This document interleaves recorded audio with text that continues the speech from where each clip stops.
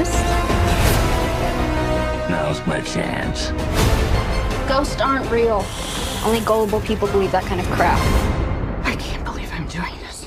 Beetlejuice, Beetlejuice, Beetlejuice! I need you to help me save my daughter. But how do I know that you're gonna keep your word? I swear on my dead mother's soul. This week on Talking About the Movies, the ghost with the most is back. After 36 years, Michael Keaton returns as Beetlejuice in Tim Burton's Beetlejuice Beetlejuice. This week on Talking About the Movies, and I just realized I said Beetlejuice's name 3 times, didn't I? We've come for your daughter, Chuck. Actually, this movie does a lot with Lydia's father in this movie, but Jeffrey Jones is nowhere to be seen in this. But welcome to Talking About the Movies, where we always talk about the biggest new releases of the weekend, and you're probably wondering why the hell I'm holding this shirt up. Well, my plan was to wear this for the review, but I completely forgot that I cannot do the review tomorrow because I have another video that's going to be going up, that I'm going to be working on around the time that the usual Talking About the Movies video goes up. So that's why this is being recorded on Saturday night, just after I saw the movie a couple of hours ago, and it'll be posted up around the same time the usual reviews usually go up. So, you're pretty much not going to see a difference except the fact that the light is on. It's literally nighttime, but as you can see from the shirt that we have here, we are talking about the biggest new release of the weekend, and that is, of course, Beetlejuice Beetlejuice. So in Beetlejuice Beetlejuice, after an unexpected family tragedy, which is later revealed to be the death of Charles Dietz, because Jeffrey Jones ain't nowhere to be found in this movie, although the character is still in the film. I'll get to that in just a little bit. 3 generations of the Dietz family return home to Winter River, still haunted by Beetlejuice, once again played by Michael Keaton. Lydia, played by Winona Ryder again.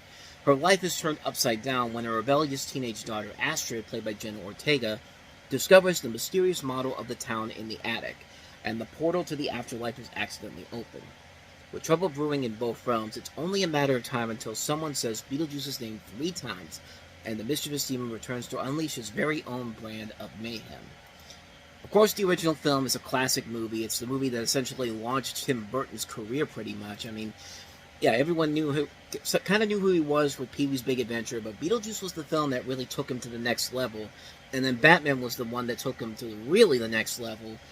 And this was the movie that basically gave people hope that gave Tim Burton the hope that Michael Keaton could continue this into playing Batman, which he made a great Batman overall. And they've been talking about doing the sequel for years now. There was a sequel that has been long talked about, Beetlejuice Goes Hawaiian, which was supposed to come out in like the early 90s, and it's been sitting around in development hell for so many years, and it just got to a point where pretty much everybody thought that this was never going to happen, and now we have this movie, which, needless to say, I don't think this was Beetlejuice Goes Hawaiian. I don't think we'll ever see that movie ever again.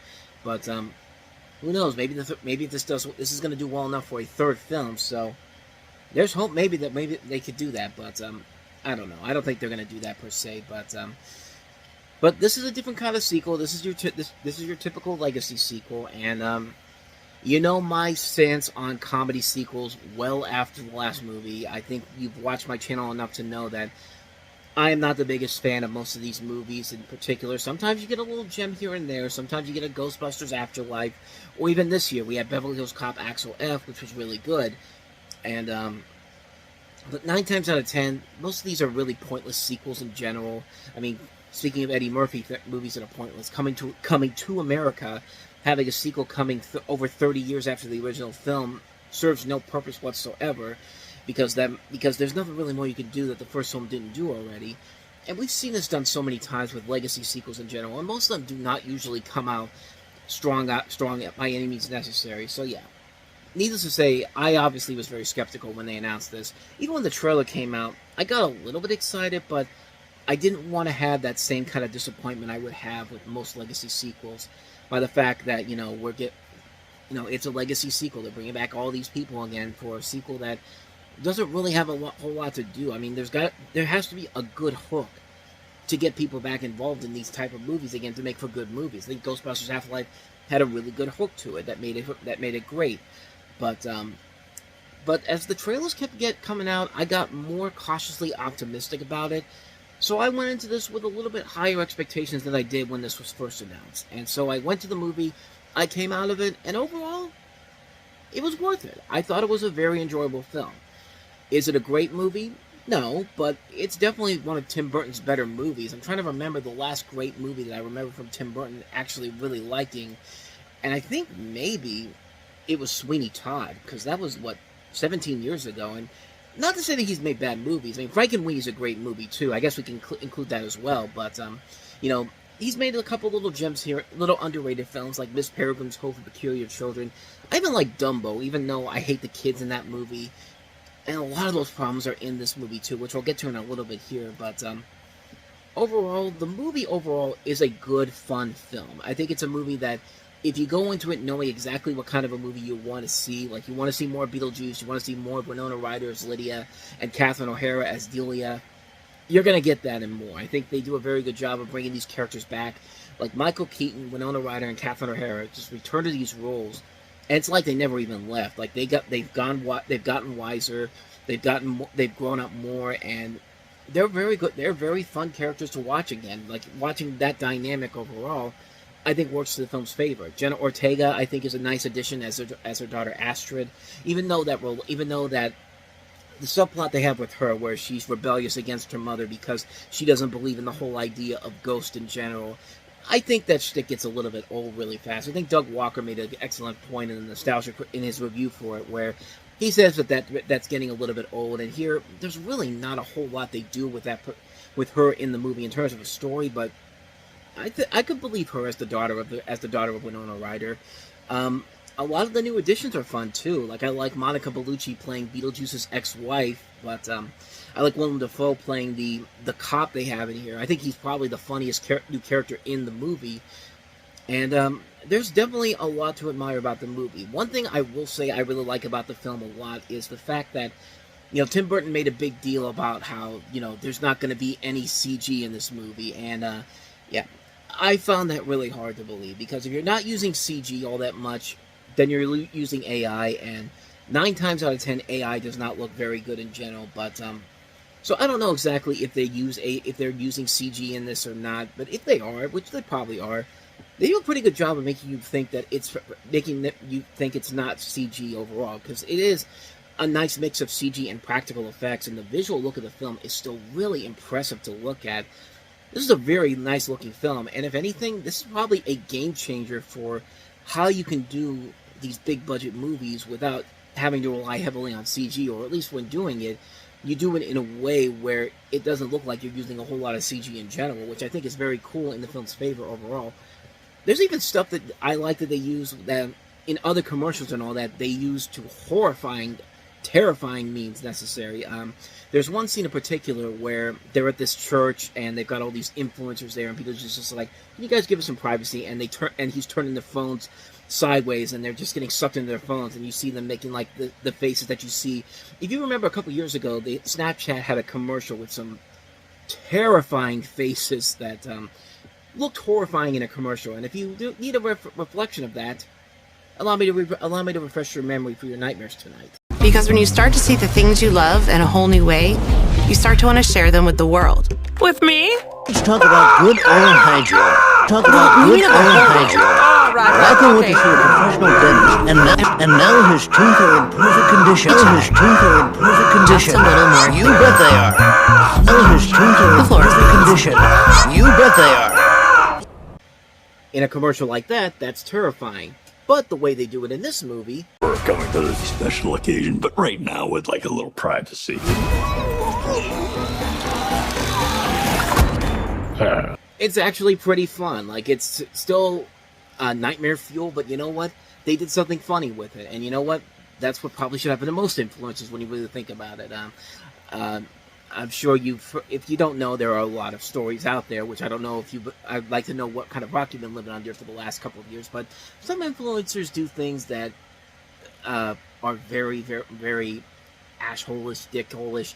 Like, some people will, there are people out there who will bet people to jump into the rivers when they can't swim and nearly drown, like some people. There was one person recently who went to a baby's funeral and tried to be the center of attention, even though she didn't really know much about the family in general.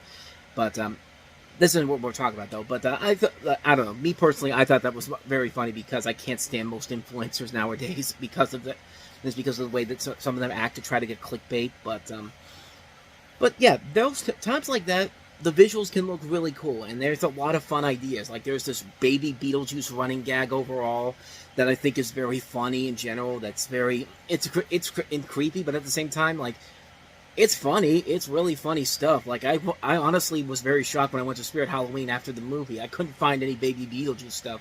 Like, if it's not out there now, it should be out there for next Halloween at least. I mean, it has to be.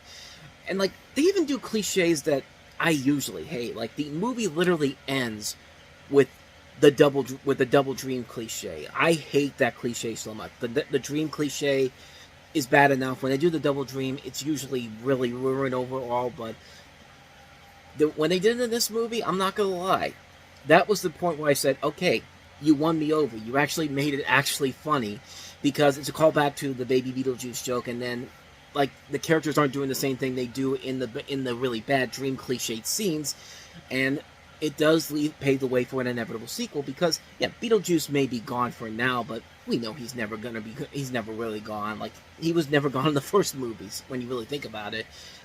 And that, I mean, literally ends with him in the waiting room in the first movie. Which, by the way, I'm disappointed that they didn't do the whole thing with the number thing, where he's just like, whoa, looks like I'm finally up. Like, I think everyone was expecting that to happen, and it just never happened. And it was just like, you missed out on an opportunity, man. Which does lead into some of the major problems with the movie. And there are a lot of major problems, mainly in the story department, because there are a lot of stories going on here that really are very kind of pointless when you really think about it. Like, Monica Bellucci can look really cool as Beetlejuice's ex-wife, but in the beginning they make kind of a big deal about her being there, about her being a soul sucker, but then she doesn't really return until the second half of the movie, and there's times when you completely forget that she's even in the movie, and it's just like, there was literally a point where I literally forgot, oh yeah, we were supposed to concern ourselves with this person right here. Like, Willem Dafoe doesn't really have that much of a subplot either. Yeah, he's playing a really cool character who was an actor in real life, but who plays a ghost detective, and he does have a lot of fun moments in here. You have Danny DeVito as an afterlife janitor who doesn't really have a whole lot in general to do. The subplot with Charles Dietz, what they do with him is kind of hilarious and kind of grim too. Like, imagine what they did with Deadpool and Wolverine with Logan, except that they do it in a much funnier way, because the thing with what happened with Charles is that he went on this vacation to, he was eaten by a shark on his way onto this flight that he was on that crashed in the middle of the ocean, and for some reason they decided to do it in stop motion animation just so they can not have to bring Jeffrey Jones in here in any way, shape, or form. And then throughout the rest of the movie, he's literally walking around in the movie without half his body, and it's pretty funny the way they handle it. And it does lead to some nice heartfelt moments with Catherine O'Hara's character, who dies at some point in the movie because she buys these snakes, and she was told that they didn't have venom inside them, and then the snakes bite her, and then she's dead, and then, well, yeah, she's not coming back anytime soon. There's a subplot involving Astrid's father. Who's the father? Richard? Yeah, Richard. And there is a nice scene between Astrid and Lydia and them. They're sitting in the break room, and they're having a moment, but then it's kind of and then it's kind of pointless because it never really goes anywhere. There's elements from the first movie that only get little mentions, like one of the big ones. Where's Alec Baldwin and Gina Davis's characters? Where are the Maitlands? Oh, they found the loophole. That's literally how they explain why they're not in the movie, and it's just like, really, like, any other movie, I probably would have been questioning that, but because this movie has so much going on in terms of style and craziness and over-the-top silliness, I kind of let it slide. But at the same time, there is just a lot of this movie where, it's funny because Double Toasted, Corey and Martin made a good point about how there's just so much stuff going on here. It felt like they were taking all the scripts that they had for Beetlejuice 2 beforehand and just throwing them at the wall. It's like, anything sticking? No, just keep trying. And like, it's like they really didn't have a full idea of what kind of a story they want to do, because at the end, it's another wedding plot, except this time it makes more sense because Michael Keaton's character is not trying to marry a teenager like they did in the first movie. But then again, the first movie, I think, made it more memorable because there was a lot bigger stakes involved, and because there was a lot of fun setups going on there in terms of the way that the house kept changing, and like how the Maitlands are trying to do everything they can to try to stop Beetlejuice, and then of course Gina Davis rides in with the sandworm, which they do again in this particular film, but at times it can be fun. Like I like the idea, I like this bizarre idea that Beetlejuice and everybody starts singing MacArthur Park for no reason, and like, it's a fun scene in general, but at the same time, it doesn't really have that same fun factor that the first movie's climax did. Like, once Beetlejuice came out of there and started going, "Attention Kmart shoppers," and started going off on his chaotic third act run, that's where a lot of the fun factor of the movie came into play. I mean, when he turns into the snake in the middle of the movie, like, a lot of that I felt was missing from this movie, even though the stuff that's in here is visually pleasing to look at, but it doesn't have that same factor that I think the first movie had in general. But like I said, there are times when it can be very fun, and there's a lot of times though when it can be really pointless. The biggest, most pointless scene in the entire movie is the thing with the love interest that Astrid has. Like, there's this big thing where Astrid finds this boy in town, and slowly but surely you can figure out right away that something is off about this kid in general, but then it's revealed, like, the whole thing is that he has a plan to basically have Lydia replace him in the afterlife, so he can go running around and killing people again. And like, it's just not pointlessly set up too. Like, there's no real setup to actually that happening, and then someone says, "Oh, this specific subplot is related to that in general," and it just feels like. And it's another subplot that really feels unnecessary in general to have in the movie. Like, even Winona Ryder's boyfriend in the movie, Justin Theroux, who's a great actor, like, you could just tell that something was off about this dude right from the get-go. It really did feel like it's funny because Tim Burton felt like Tim Burton was taking a lot from his other movies, because Rory is basically the bad guy from Corpse Bride. Just like Monica Bellucci is pretty much Sally from Nightmare Before Christmas, except if she was a bad guy, if she was an evil villain too. And yeah, there was a lot of elements taken from Burton's other movies. And ordinarily, yeah, this would be a thing that would really hurt the movie in general, and I'd be saying, yeah, this is a completely pointless movie. But you know what? The fun factor was there, and it felt like, it's funny, because when I watched this movie, this is the first time I felt like Tim Burton was free to do whatever he wanted to do. Like, it felt like he had free range again. Like, this is the first time since Frankenweenie and Sweeney Todd where it felt like this was the Tim Burton that we know and love. This isn't somebody who was just making movies because, he was getting these big projects like Alice in Wonderland or Dumbo or, what was the other one? Miss Peregrine's Home for Peculiar Children. Even though that one, I did like that one a lot, but this felt like a return to form for Tim Burton. And I thought that the stuff that did worked very well. And I think Michael Keaton's return of Beetlejuice makes that work. It makes that all worth it in the end, because you could see him putting all the effort into it. I mean, he was the best thing about The Flash. And I hated The Flash, but him returning as Batman is awesome. Him returning as Beetlejuice, even more awesome. Like, I like the fact that he's gotten wiser, but he's basically become a simp. He's basically become the equivalent of Jack Black's Bowser in Peaches in Super Mario Brothers. Like he's doing whatever it takes to get Winona Ryder to acknowledge his existence again. And but yeah, like, there is a lot of fun overall. There is a lot of fun things about the movie that I do really like. There's a lot of things about the movie that are enjoyable. There are also a lot of things that are very, very off about the movie and just don't work, specifically in the story department. But the film overall is a ton of fun. It has a lot of fun aspects to it, and yeah, if you don't think about it too much, if you know exactly what you're going into with Beetlejuice 2, if you just want to go in and have a good time with it, like I did, I felt like I got what I wanted. I mean, this is a movie that I wasn't thinking too much about when they first announced it, but seeing what it was going to be and seeing the ideas that they were going for, I ended up really enjoying it more than I thought I was. Like I said, it's not a great movie. It's definitely a very flawed film in general. It has a lot of things about it that really does hurt the film in general, mostly in the story department and some of the newer characters, but the movie itself really is a ton of fun. And I say if you go into it with the right mindset, you could find a lot to really admire about the movie. If you love the first Beetlejuice and you want a movie that's as chaotic and as over the top as the first one is, you're definitely going to get it here. If you're looking for a movie that's very story based and looking for a better story and development overall, and just not random subplots, you're going to be disappointed, because there's a lot more random plots and subplots in this movie that don't make a whole lot of sense, with a little bit of backstory. Like, I do think it's kind of interesting to see a backstory for Beetlejuice in general, even though for some reason it's in French, which doesn't make a whole lot of sense, and there's no real setup for it, except the fact that I guess this is just a parody of French movies, I guess, or something like that. They never really explain why he's doing it like that, but yeah, overall, it's a fun movie. Around Halloween, when it shows up on Freeform in the next couple of years, I will more than definitely be watching it. I'll definitely be looking forward to watching it again when it comes out on Blu-ray again. I think it's one of the few legacy sequels that's very fun on its own merits. It's not another Ghostbusters Afterlife, but I didn't really want it to be. I just wanted it to be a good, fun movie overall. I really liked it a lot. Definitely a ton of flaws to it, but if you go into it with the right mindset, you can have a really good time with it. So for that, I give it a solid thumbs up. I think it's definitely worth a watch.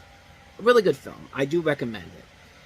So, yeah, that's my thoughts on Beetlejuice Beetlejuice. You might have noticed I haven't been doing the recaps as of late, but they are going to come back starting at the end of this month. So that's why I'm not done with the recaps just yet. They're going to keep coming back later on in the month, so be on the lookout for that. But other than that, though, that's it for this episode of talking about the movies. And the next one will probably be Transformers 1 coming up in 2 weeks from now. So be on the lookout for that. But if you want to see what I had to say about Alien Romulus, as well as what was the other one I did? Alien Romulus and Borderlands. You can go ahead and check out that video. I'll leave a link to it on the next page, and also some of the other episodes we've done. But with that said, thank you so much for watching. Let me know your thoughts down below. What did you think of Beetlejuice Beetlejuice? Do you agree with me that it's a fun movie, but it's very flawed, or do you think I'm overthinking it too much and should be not using my brain while watching it? But let me know your thoughts down below. I'm very curious to see what a lot of people are going to think about this movie. So if you like what you saw, hit the like and subscribe button, and I will see you guys next time. So until then, thanks for watching. I'll see you next time. Take care.